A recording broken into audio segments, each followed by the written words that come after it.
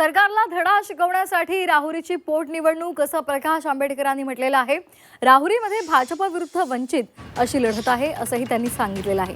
शेती नष्ट करण्याचं केंद्राचं धोरण आहे। शेतकऱ्यांनी सरकारला आपली ताकद दाखवली पाहिजे असंही प्रकाश आंबेडकर म्हणाले।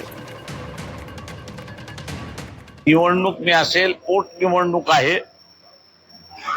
सरकारला वटणीवरती आणण्यासाठी अत्यंत महत्वाची निवडणूक आहे असं मी त्या ठिकाणी मानतो। ब्राझील मधली आणि अमेरिकेतली साखर किंवा मॉरिशस मधली असणारी साखर ही जर महाराष्ट्रामध्ये आणि देशामध्ये येऊ द्यायचं नसेल तर राहुरीतल्या मतदारांनी आणि शेतकऱ्यांनी दाखवून दिलं पाहिजे की तुम्ही आमचा इंटरेस्ट, तुम्ही आमचा असणारा शेतीवरचा उद्योग हा जर संपवणार असाल तर आम्ही तुम्हाला संपवल्याशिवाय राहणार नाही।